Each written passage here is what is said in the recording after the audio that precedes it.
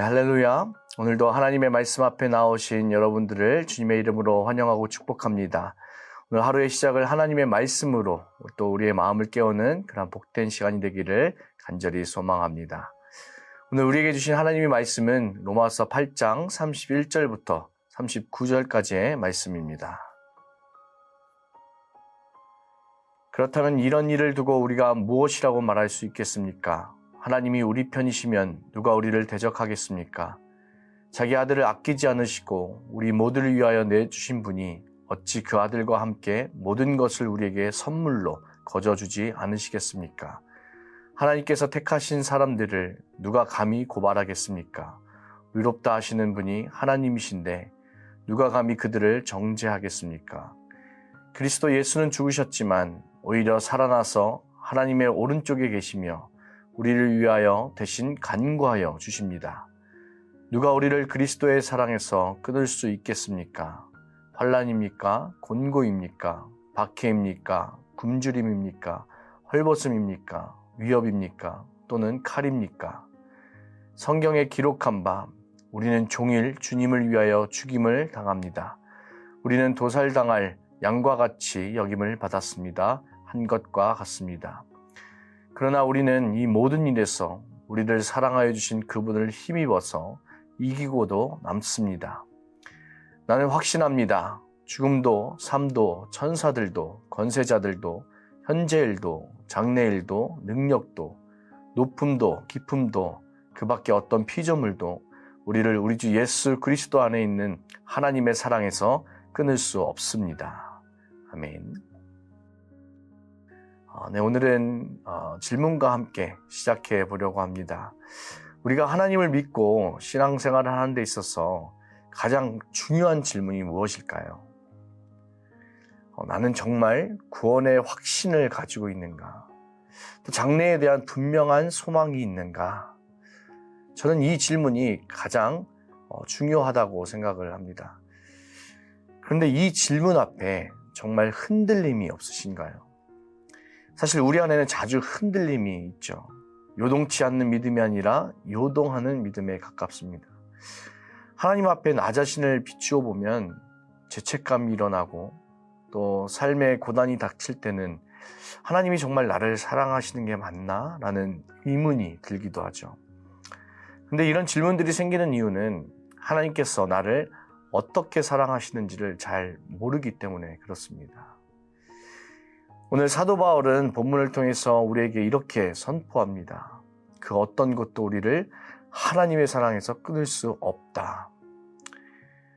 오늘 본문 35절에서 사도 바울은 주님의 사랑은 환난이나 박해, 또 굶주림과 같은 인간이 겪을 수 있는 고난으로 끊어지는 것이 아니라고 말을 합니다. 바울은 우리는 고난이 있더라도 소망이 있으니까 고난은 아무것도 아니야 라고 말하는 것이 아니에요. 고난이 있는 지금 현재를 살아가지만 또 그 고난이 너무 힘들 수는 있지만 그것이 끝이 아닌 것을 알고 현재를 살라고 하는 것입니다. 더 중요한 장래를 바라보면서 하나님이 나를 구원하여 주셨다는 확신으로 그 소망을 붙들고 살라고 말씀하고 있는 것입니다. 구원은 소망과 연관되어 있어요. 소망이 없으면 구원은 이루어지지 않습니다. 왜냐하면 과거의 구원을 받은 것으로 끝나는 것이 아니라 그것이 시작점이 돼서 계속해서 우리가 구원을 이루어 나가며 그 구원을 완성을 기다리기 때문입니다.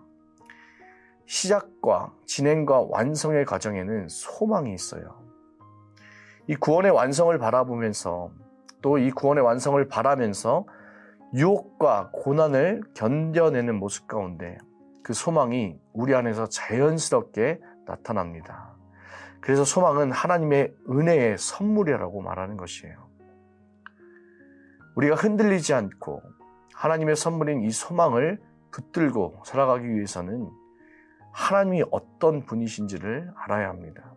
하나님께서 나를 어떻게 사랑하시는지 또 얼마나 신실하신 분인지를 알아야 합니다. 오늘 보면 34절을 보면 우리의 중보자가 되신 예수님에 대해서 말을 하고 있어요.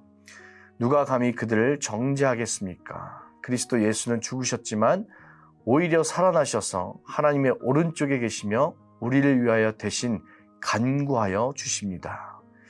여기서 바울은 구원의 확신을 가질 수 있는 근거로서 오늘 4가지 예수님의 사역을 말하고 있죠. 첫 번째로 예수님은 우리의 죄를 위해 죽으셨고, 두 번째로 우리의 의를 위해 부활하셨고, 세 번째로 지금도 하나님 우편에 앉아 계시고, 마지막으로 우리를 위하여 간구하신다는 거예요.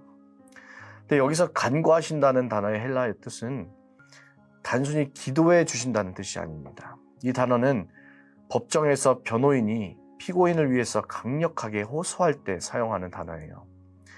그래서 하나님의 보좌 우편에서 예수님께서 우리의 편을 들어서 말씀하신다는 겁니다. 우리의 죄 때문에 죄책감을 가질 때 내가 구원받았는가에 대해 흔들릴 때가 있어요.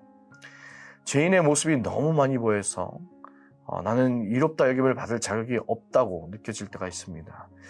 그런데도 우리가 흔들리지 않을 수 있는 이유는 이런 나의 모습, 나의 행위 때문이 아니라 지금도 나를 위해서 십자가에 죽으시고 다시 살아나셔서 하나님 우편에서 나를 위해 호소하시는 예수님 덕분입니다. 예수님은 우리의 변호자가 되시고 또 우리의 대언자, 우리의 완전한 중보자가 되십니다. 예수님께서 우리의 중보자가 되신다는 말은 지금도 살아계셔서 변호사처럼 우리를 위해서 호소하고 계시기에 우리가 구원의 확신을 가질 수 있다는 거예요. 한번 생각해 보세요. 율법의 저주 아래 있었던 우리는 죄의 종이었던 상태였기 때문에 죄의 지배를 받았습니다. 그런데 예수님께서 우리의 죄를 대신 짊어지셨고 우리의 죄는 제거되었습니다. 그런데도 우리는 여전히 죄를 짓고 살아가는 우리 자신의 모습 때문에 낙담하고 또 실망하면서 죄의 자리를 벗어나려고 하는 마음조차 잃어버리게 돼요. 나 자신을 죄인으로 낙인 찍어 버리게 됩니다. 나는 구원받은 사람이 아니구나 하고 주님께로 돌아설 의욕을 상실해 버립니다. 이것이 바로 사탄의 전략이에요. 죄로 더러운 옷을 입고 있던 우리가 하나님의 은혜로 티 하나 없는 의라는 새하얀 옷을 입게 되었습니다. 그런데 죄는 계속해서 우리가 입은 그 새 옷이 우리 게 아니라고, 우리에게 어울리지 않는다고 계속해서 우리를 속이고 있어요.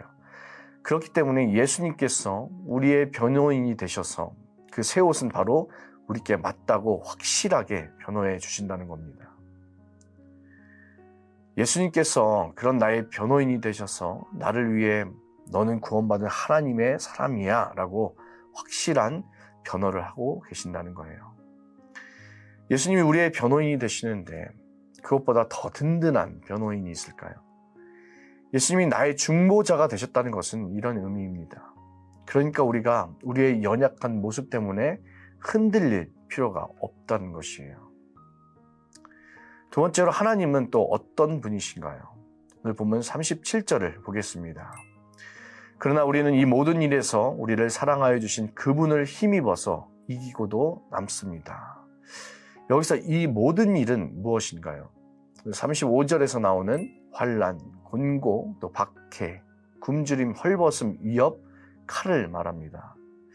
다시 말해서 우리가 사는 이 현실 속에서 우리를 무너뜨리는 모든 고난들을 말해요. 그런데 바울은 이 고난 가운데 우리가 넉넉히 이기고도 남는다라고 말합니다. 여기서 이기고도 남는다, 넉넉히 이긴다라는 헬라어 단어의 뜻은 간신히 이긴다가 아니라 압도적으로 승리한다, 완전히 제압한다라는 의미입니다.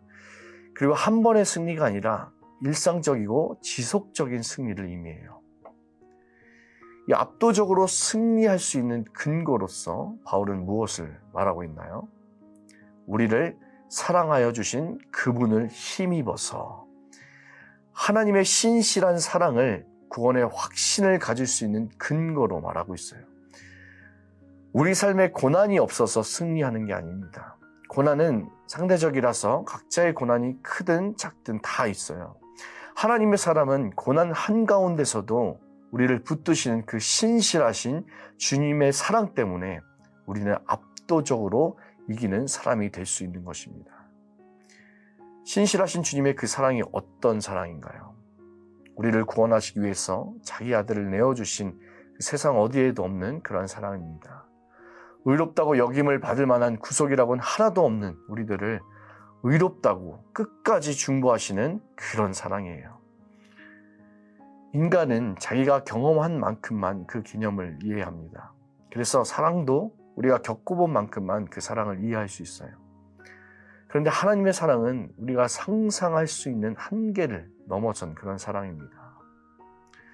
오늘 마지막으로 38절과 39절 말씀을 보면 이렇게 나와 있죠. 나는 확신합니다. 죽음도 삶도 천사들도 권세자들도 현재일도 장래일도 능력도 높음도 깊음도 그 밖에 어떤 피조물도 우리를 우리 주 예수 그리스도 안에 있는 하나님의 사랑에서 끊을 수 없습니다. 오늘 말씀에서 바울은 무엇을 확신하고 있나요? 죽음도 삶도 천사도 권세자도 현재일도 장래일도 그 어떤 것도 우리를 하나님의 사랑에서 끊을 수 없다고 확신하면서 선포하고 있습니다. 사랑하는 성도 여러분, 구원의 확신은 내 감정에 달려있지 않습니다. 또 내 형편에 달려있지도 않아요.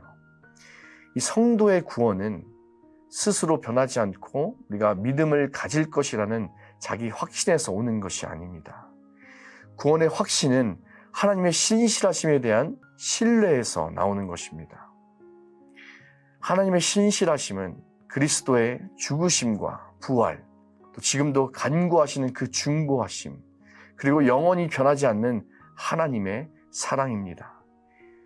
구원의 확신은 이런 하나님의 신실하심에 달려 있습니다. 그래서 우리의 구원은 흔들릴 수 없어요. 우리의 소망은 무너지지 않습니다. 오늘도 이 말씀을 우리가 기억하면서 우리가 흔들릴 때마다 예수님께서 지금도 나를 위해 간구하고 계심을, 또 그 사랑으로 우리가 모든 것을 넉넉히 이길 수 있음을, 또 아무것도 나를 그 사랑에서 끊을 수 없다는 사실을 우리가 기억하면서 오늘도 기도의 자리로 나아갈 때 우리가 이렇게 기도했으면 좋겠습니다. 주님이 우리를 어떻게 사랑하시는지 더 알게 하시는 은혜를 주옵소서.